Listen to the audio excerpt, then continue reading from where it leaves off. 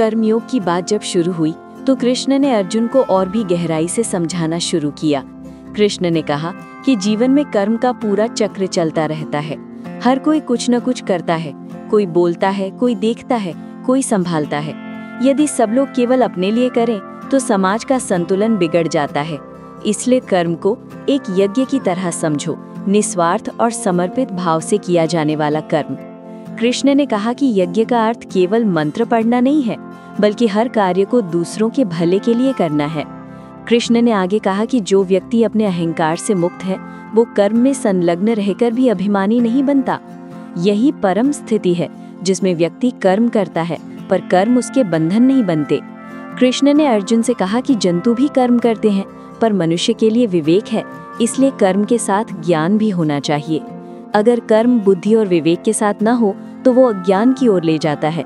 कृष्ण ने उदाहरण दिया कि जैसे शरीर के अंग आपस में काम करते हैं, हाथ भोजन लाते हैं, आंखें देखती हैं, उसी तरह समाज के अंग भी अपने अपने कर्तव्यों से जुड़े हैं। यदि हाथ कहे कि मैं काम न करूंगा क्योंकि फल का अधिकार मेरे पास नहीं है, तो शरीर क्रियाशील नहीं रहेगा। इसी प्रकार समाज में भी प्रत्येक को अपना कर्म करना चाहिए और फल का आस्वाद छोड़ देना चाहिए। कृष्ण ने समझाया कि कर्म करते समय मन को कैसे स्थिर रखें। मन में ईश्वर समर्पण का भाव रखो। जब मन कहे कि मैं ये कर रहा हूँ पर ये सभी का है, तो अहंकार नहीं बनता। कृष्ण ने कहा कि किसी भी कर्म को करते समय ये समझो कि तुम सिर्फ साधन हो और फल की चिंता परमात्मा पर छोड़ दो। ये भावना कर्म को पवित्र कर देती है और उससे मिलने वाला अनुभव शांति दे देता है। कृष्ण ने अर्जुन से कहा कि जो व्यक्ति निस्वार्थ भाव से कर्म करता है वो किसी भी प्रकार के भय और उत्कंठा से मुक्त रहता है। उसके मन में संतुलन रहता है, न बहुत उत्तेजना न बहुत उदासीनता। कृष्ण ने बताया कि मन के 3 गुण सत्व, रज और तम किस प्रकार कर्मों को प्रभावित करते हैं। जब कर्म सत्व गुण से प्रेरित होते हैं तो वे लाभकारी और शुद्ध होते हैं। जब रजोगुण हावी है तो कर्म उत्साहपूर्वक होते हैं पर फल की आसक्ति बनती है, और तामोगुण के प्रभाव में कर्म आलसी, निस्तेज और विनाशकारी होते हैं। कृष्ण ने कहा कि ज्ञानी व्यक्ति सत्व की ओर बढ़ने का प्रयत्न करता है और रज और तम के प्रभुत्व को कम करता है। ज्ञानी यह समझता है कि बाहरी सुखों की चाह मन को बांधती है, इसलिए वो आत्मनियंत्रण अपनाता है। कृष्ण ने अर्जुन से पूछा कि क्या उसने कभी देखा है कि नदी खुद को बचाकर बहती है या वो केवल बहती रहती है। नदी अपने जल को किसी के लिए नहीं रोकती, पर जो कुछ वो देती है वो जीवन को बढ़ावा देता है। इसी प्रकार सच्चा कर्म भी स्वार्थ रहित होकर ही सार्थक बनता है। कृष्ण ने कहा कि कर्म का प्रबंधन करने वाला बुद्धिमान व्यक्ति कभी अहंकार नहीं करता, वो केवल अपना कर्तव्य निभाता है। यदि किसी कार्य में लाभ हो या हानि, बुद्धिमान का मन समान रहता है। कृष्ण ने जोर देकर कहा कि यही सच्ची स्वतंत्रता है, बाह्य परिस्थिति की परवाह किए बिना भी अपने स्थिर मन का होना। अर्जुन ने कुछ सवाल उठाए कि कैसे मन को नियंत्रित किया जाए और क्या ये संभव है कि वही मन जो अब आशंकित है शांति को अपनाए। कृष्ण ने उत्तर दिया कि अभ्यास और संयम से मन को प्रशिक्षित किया जा सकता है। हर दिन छोटे छोटे प्रयासों से इच्छाओं पर नियंत्रण पाया जा सकता है। कृष्ण ने कहा कि इंद्रियों के वश से निकलने के लिए ध्यान, आत्मनिरीक्षण और सरल जीवन शैली बहुत मददगार है। वो बोले कि जो व्यक्ति अपनी इंद्रियों का स्वामी बन लेता है वही धर्म मार्ग पर स्थिर रहता है। कृष्ण ने अर्जुन को बताया कि समाज में आदर्श पुरुषों का व्यवहार कैसे होना चाहिए। वे अपने कर्मों से प्रेरणा देते हैं।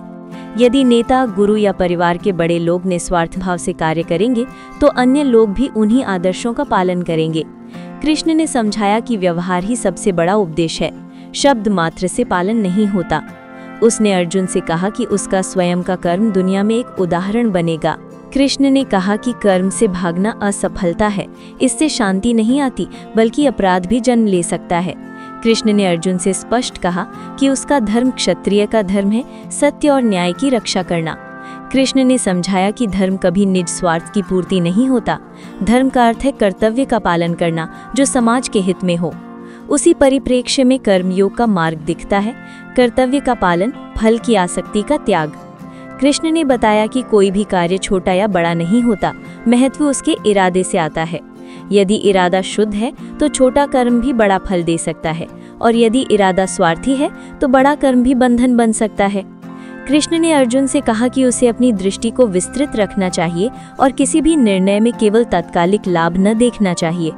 कृष्ण ने कहा कि कर्म करते समय विवेक का उपयोग करो, जो सही है वही करो और जो गलत है उससे दूर रहो।